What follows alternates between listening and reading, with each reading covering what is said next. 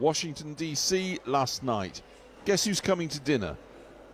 Once at the table, man wanted for war crimes proposes war ally for Nobel Peace Prize.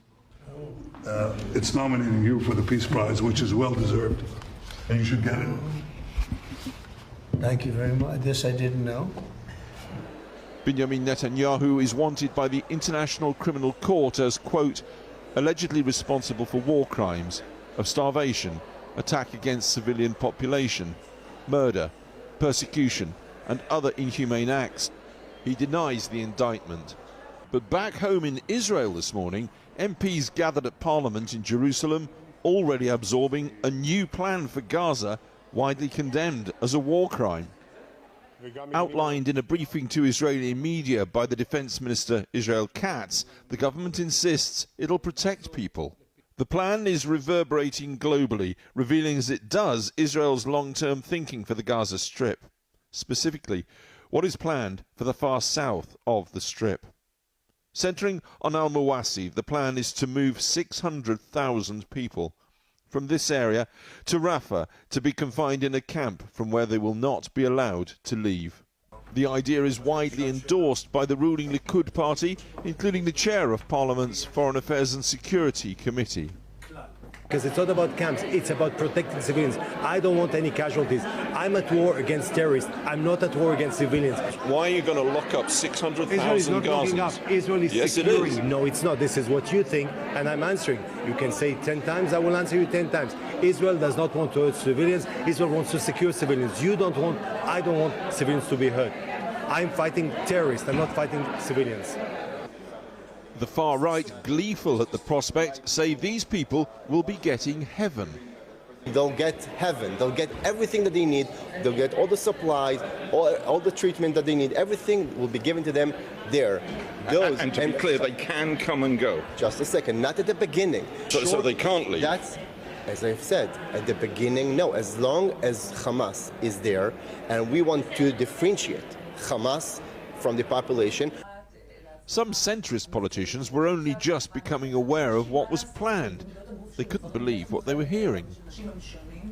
I hope this is not true. Hope it's not true? Hope this is not true. Why? Well, I think we have to find a solution for everyone and every civilian in Gaza that will have to end this war as soon as possible. I don't think what you mentioned just right now about these 10 cities, or how the way it's called, this is the right way to end the war. Well, so much for political opinion. Here's a legal one.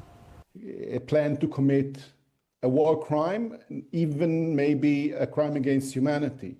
International law, modern international law, is very clear about the prohibition on forcibly transferring people, definitely whole communities, and moving them against their will to a certain location.